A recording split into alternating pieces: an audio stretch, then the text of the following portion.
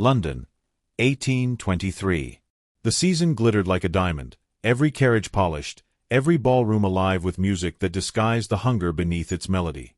Beneath chandeliers that seemed to burn with captured stars, Lady Eleanor Whitcomb stood with a composure learned from generations of quiet endurance.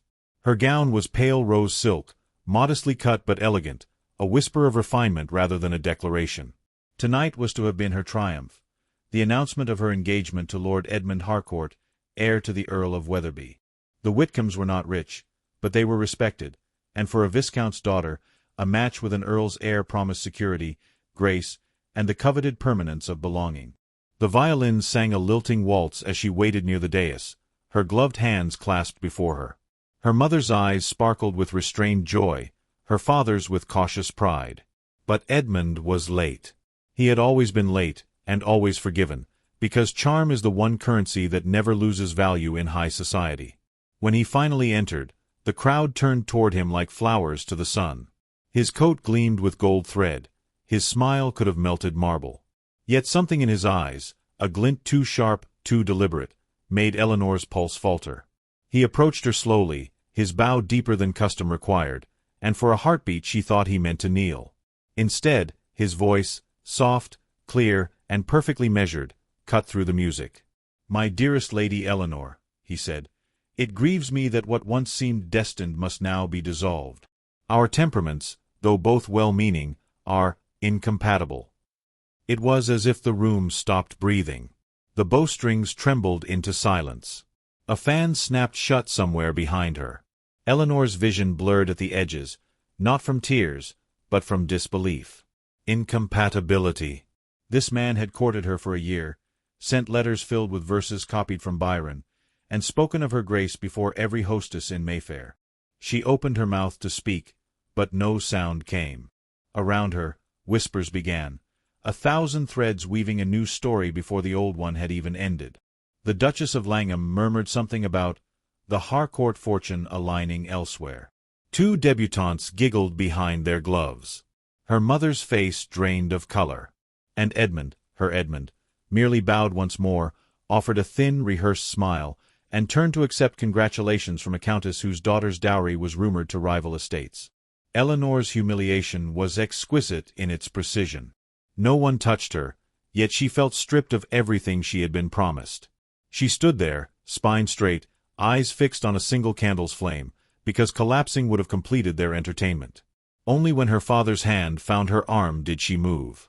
Together they crossed the ballroom floor, through corridors of silence and eyes that dared not meet hers. Outside, the rain fell in earnest. Her carriage waited, the horses restless, the lamps throwing liquid gold onto wet cobblestones. The instant the door closed, she exhaled, her breath trembling against the chilled glass. Across the street, a group of gentlemen exited the club, laughing, unaware, or uncaring, that each sound struck her like a dart.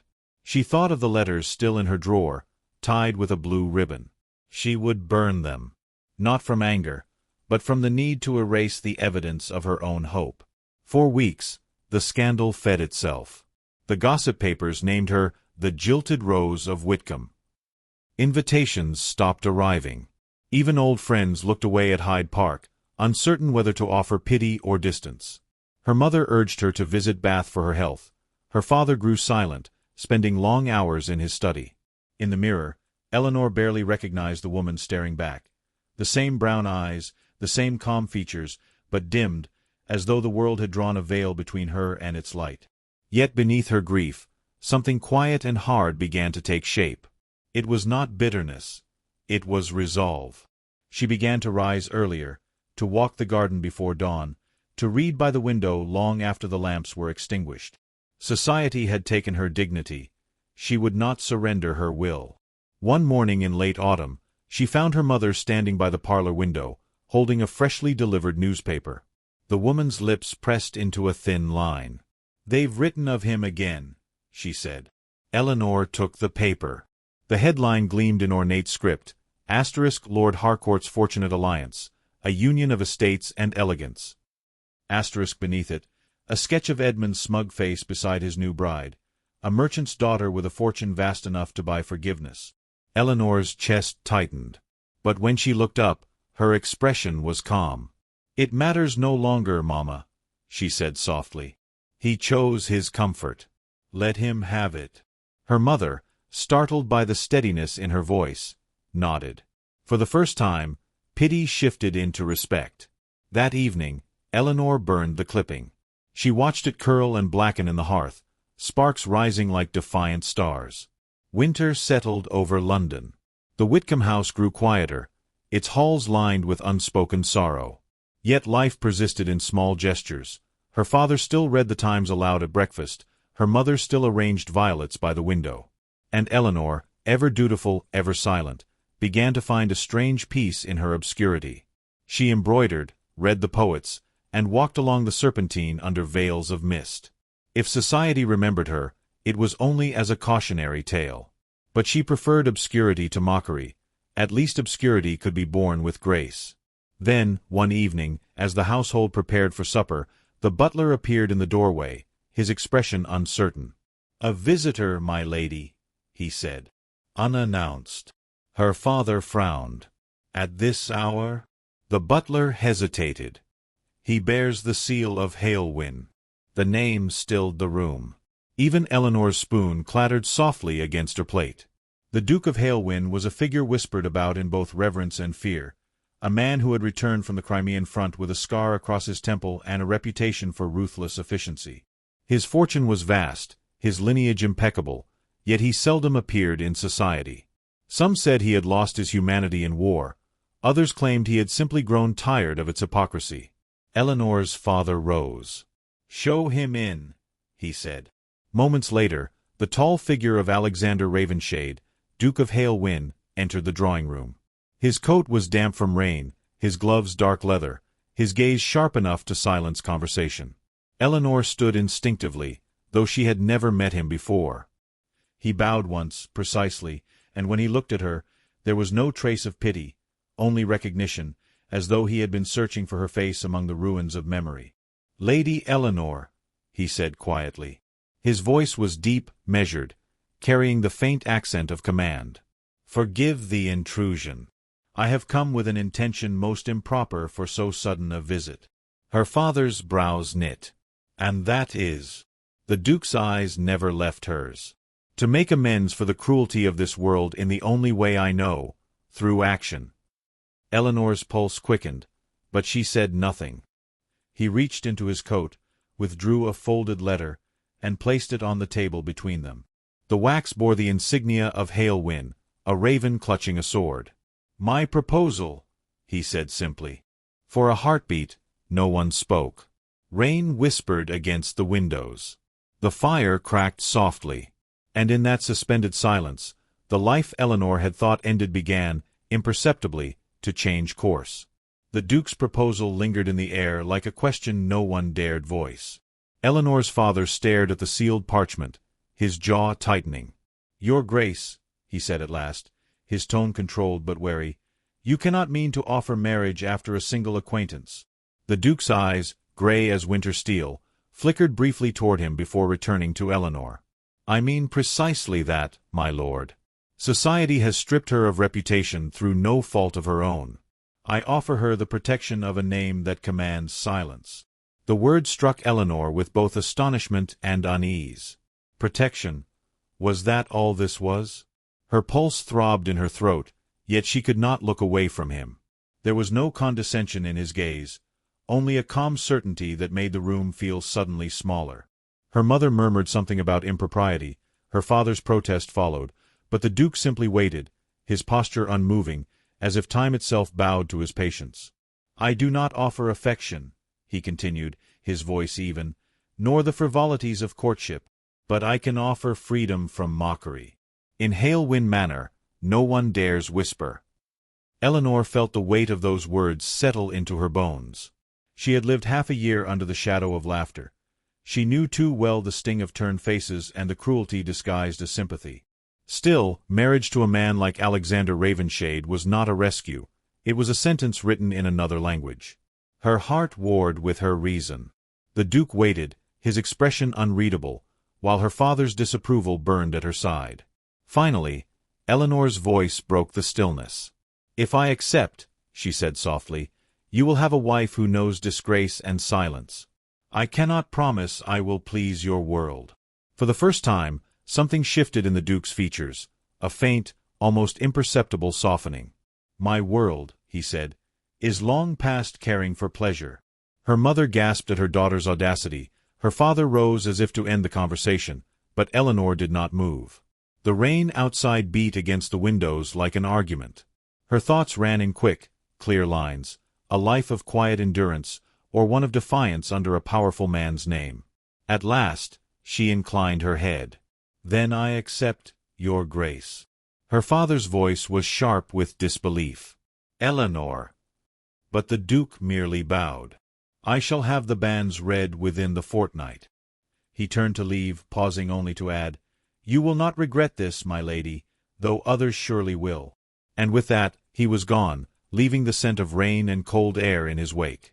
That night, Eleanor lay awake in her narrow bed, staring at the ceiling where moonlight traced shifting patterns. Had she chosen freedom or another form of imprisonment?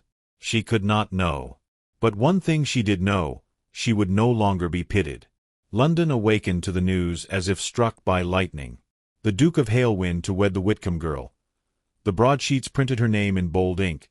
Gossip rippled through parlors and tea-houses like wildfire. Some called it charity, others madness. But none dared mock her now, not when her name was soon to be joined with his. Invitations, once withheld, returned out of fearful curiosity. Even the Queen's cousin sent word of her most amused congratulations. The day of their engagement announcement dawned gray and heavy. Eleanor entered the Duke's carriage in silence, her gown of deep blue silk chosen for dignity rather than beauty. The Duke sat opposite her, his gloved hands resting lightly on his cane. "You need not smile," he said after a long pause. "The world already believes we are content." She met his gaze. "Do you ever smile, your grace?" His eyes glinted briefly, though no warmth followed.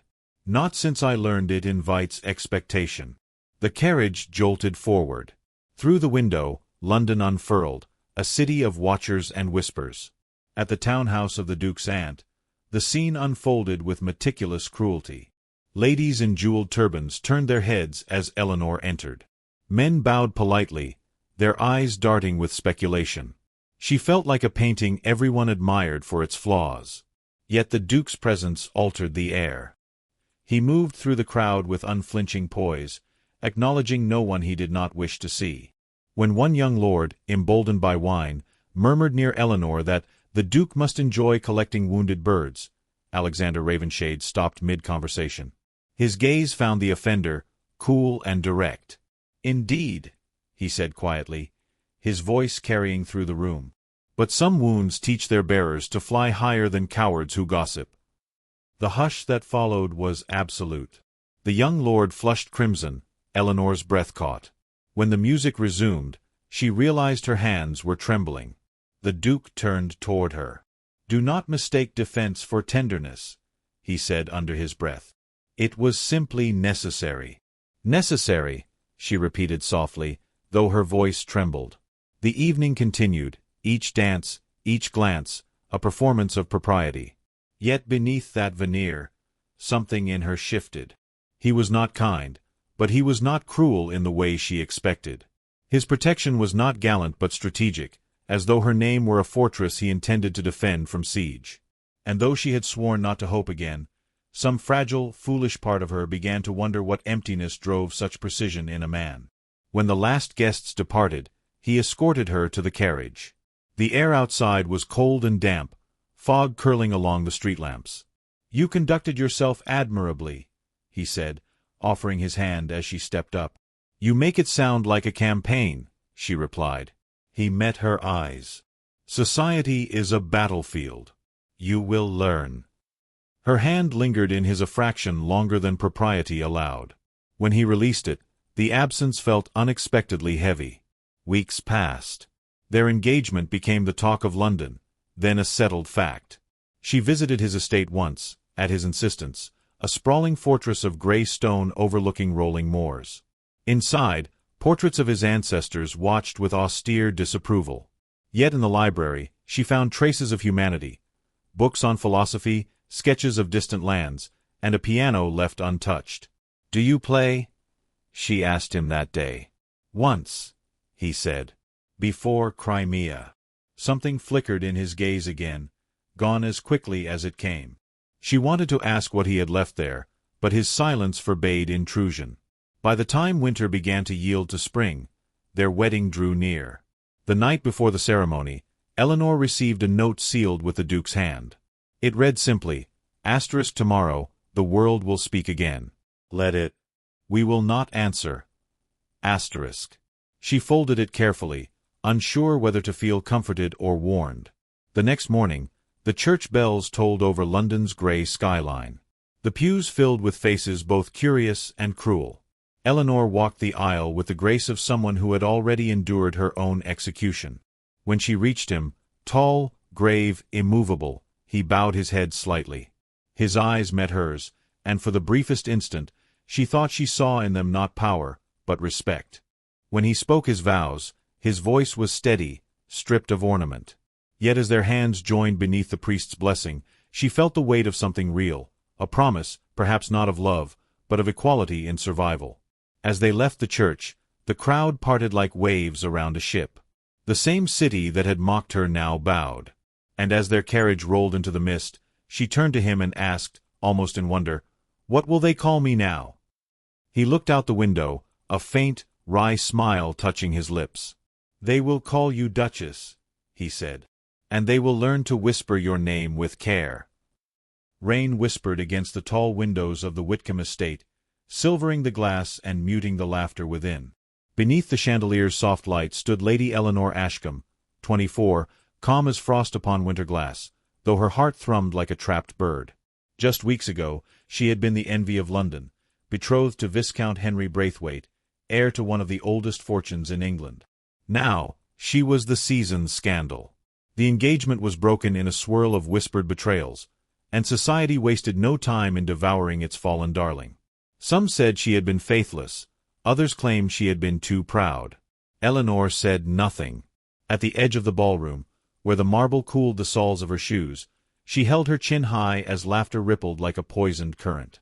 Her mother, ever the strategist, kept near the Duchess of Gloucester, murmuring about charity committees and future introductions, pretending not to see her daughter's isolation.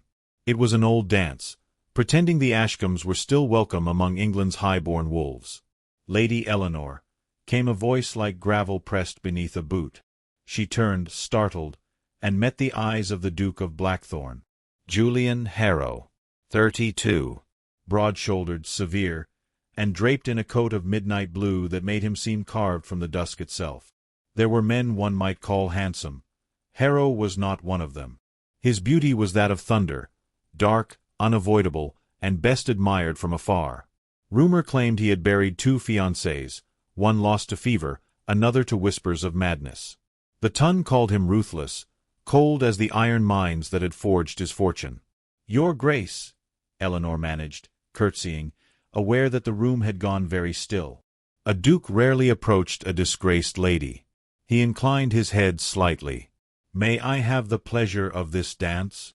Her lips parted, but no sound came. He extended a gloved hand.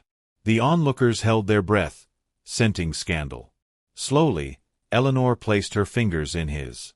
His touch was warm, uncomfortably alive, and for the first time in weeks, the air around her shifted, curiosity replacing mockery. They danced. It was not graceful. She had forgotten how to glide beneath the scrutiny of hundreds of eyes. But the Duke led with unyielding precision, every step a command. His gaze never wavered from hers. "I would have expected you to remain at your country estate, Your Grace," she said softly, wary of the silence pressing around them. "London is where the vultures gather," he replied. "And I am fond of vultures. They always reveal the carcass worth watching." Her lips twitched, despite herself. "And which carcass is that tonight?" "Yours, apparently." The music swelled, and she faltered in her step. His hold tightened briefly, steadying her. "You speak boldly," she murmured. "So do you, when you forget to fear them." When the dance ended, the murmurs followed like bees after honey. He bowed, she curtsied, and as he turned to leave, she found herself catching his sleeve. "Why did you ask me?" He looked at her, eyes storm-dark. "Because they mock what they envy. And because I do not like to see sharp minds dulled by shame." Then, as if it were nothing, he strode away, leaving her with the faintest tremor in her chest. Days passed. London's gossips moved on to newer scandals, but whispers trailed Eleanor wherever she went. The Duke's dance had not gone unnoticed. Invitations began to appear again, hesitant, curious, testing the air. Her mother's eyes glittered with revived ambition. "He is dangerous," she warned one morning, folding a letter with trembling fingers. "Men like him take what they wish and destroy what they tire of. Do not be his amusement." Eleanor only nodded, though the thought of him had lingered like a taste she couldn't forget. A fortnight later, a black carriage arrived unannounced at the Ashcombe townhouse. The butler's voice trembled as he announced, "His Grace, the Duke of Blackthorn." He entered without ceremony, filling the drawing-room like a storm cloud. "Lady Eleanor," he said, offering no pleasantries, "I have come to speak plainly." Her mother rose, bristling. "Your Grace, if this concerns—" "It concerns your daughter, madam," he interrupted, his tone smooth but dangerous. "And my intention to marry her." The room went silent. The clock ticked once, twice, before her mother found her breath. "Mary, this is absurd. Eleanor's reputation is of no consequence to me," he said. "I require a wife of intelligence, discretion, and spine. She has all three. The rest of London may rot in its gossip." Eleanor's pulse thundered. "You hardly know me." "I know you held your head high when others would have wept," he replied. "That is enough." Her mother sputtered, torn between triumph and terror. "We must discuss the terms," she managed. "There will be no dowry," he said flatly, "and no pretense of affection. I do not court. I choose." Eleanor looked at him, truly looked. Behind the chill of his words was something else, something wounded and wary. "And what do you expect in return?" she asked quietly. "Loyalty, and silence where others would chatter. Beyond that, I ask nothing you are unwilling to give." The wind rattled the window panes. Her mother's eyes burned with warning, but Eleanor's heart had already chosen curiosity over caution. "Then I will think on it," she said. He inclined his head once. "Do not take too long. I am not a patient man." When he left, her mother burst into protest. "Eleanor, you cannot. He's dangerous, unfeeling." "Perhaps," Eleanor said softly, staring at the rain streaking the glass, "but he is the first man who has not pitied me." That night she lay awake, hearing the echo of his voice in the ballroom, the weight of his gaze, the promise of something fierce and unknown. By morning, her decision was made. She sent her maid to deliver a note, 7 words written in her careful hand. "I accept your proposal on my own terms." The reply came by dusk. A sealed envelope, the wax stamped with the Blackthorn crest. Inside, a single line. Asterisk, "Then prepare yourself, Lady Eleanor. You shall not be mocked again." Asterisk. Outside, the rain had ceased. London streets gleamed under the gaslight, and in the distance, the Duke's carriage rolled through the fog, a dark herald of the life awaiting her, half threat, half salvation. Eleanor watched from her window, her heart trembling not with fear this time, but with a strange, wild thrill of possibility. The wedding took place beneath a sky the color of tarnished silver, the kind of mourning that carried no blessing, only endurance. The Duke of Blackthorn stood at the altar with the composure of a man signing a treaty rather than vowing his life. Eleanor walked toward him, pale but unflinching, the lace of her gown whispering against the stone floor of St. Alban's chapel. No tears, no trembling, only the steady rhythm of her steps, as though she were walking toward her fate willingly, perhaps even defiantly. The few guests who attended, those bold enough to witness the union of scandal and scandal-maker, watched in fascinated silence. When the vows were spoken and the rings exchanged, the Duke's hand closed around hers with a grip both protective and possessive. His eyes, dark as coal fire, flickered briefly with something unreadable before he turned away. He did not kiss her. Instead, he escorted her down the aisle like a commander leading a soldier into an uncertain campaign. Outside, the carriages waited. London's whispers followed them like perfume. The journey to Blackthorn Manor was long and wordless. Through the carriage window, Eleanor watched the city dissolve into mist, giving way to rolling countryside and skeletal winter trees. She expected coldness. She did not expect beauty. When the manor appeared, a sprawling fortress of gray stone wrapped in ivy and shadow, it looked less like a home than a relic of some ancient power. The servants, lined in perfect rows, bowed low as their new mistress descended. None met her eyes. "Welcome to Blackthorn," Julian said quietly. His tone carried no warmth, but neither did it bear disdain. "You may arrange the east wing as you wish. It has stood empty for years." Eleanor turned to him. "And where do you reside, Your Grace?" "In the west. I keep my distance from ghosts." He left her then, vanishing into the corridors as though absorbed by the manor's cold breath. That night, as she unpacked her modest belongings, she heard the echo of footsteps pacing somewhere deep within the halls, measured, relentless, like the heartbeat of the house itself. Days turned into a pattern of silence. The Duke rose early, rode to the mines, and returned long after dusk. The servants spoke little, their loyalty carved by years of obedience. Eleanor dined alone, her presence acknowledged but never welcomed. Still, she refused to wither.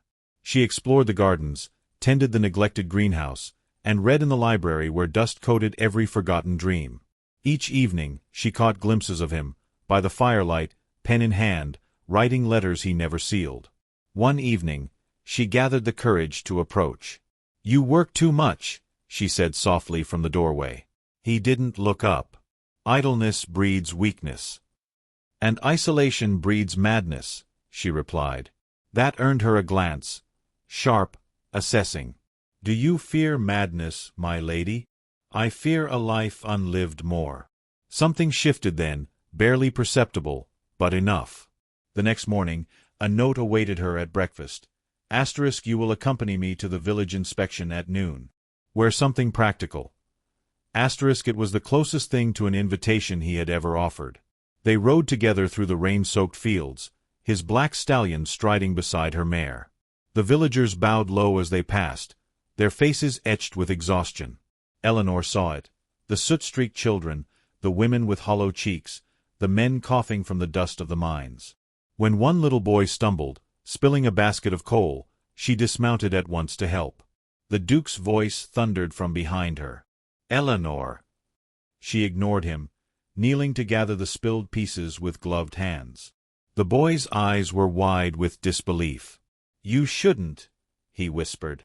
"I should," she said simply. When she rose, her gown was smudged with coal, her gloves ruined.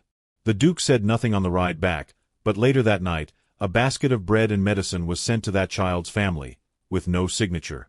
From that day, the house changed. He began to appear at meals, brief but present.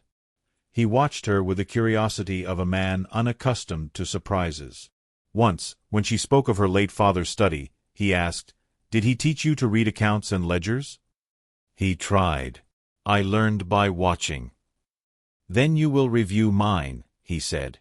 "The mine overseers grow complacent. I need clear eyes." And so, she did. 4 hours each afternoon, they sat across the long oak table, poring over figures and contracts. At first, they spoke only of numbers, but gradually other words emerged, about the weather, the absurdities of Parliament, the poetry she found hidden among his papers. One evening, she caught him smiling, barely, but enough to reveal the man beneath the armor. "Your Grace," she teased, "I did not think you capable of mirth." "It happens," he said dryly, "when one forgets to be watched." Then came the letter, delivered by courier, sealed with the Braithwaite crest. Eleanor recognized the hand instantly. Her former fiancé's words were as venomous as ever, feigning remorse while hinting at scandal. "Do you sleep soundly, Eleanor? Or does the Duke's shadow haunt you as mine once did?" She read it once, then burned it in the hearth. Julian entered moments later, drawn by the scent of smoke. What was it? Nothing worth keeping, she said. He studied her face, then stepped closer. Do not protect me from vipers. I've survived worse bites. You needn't defend my honor, she said softly.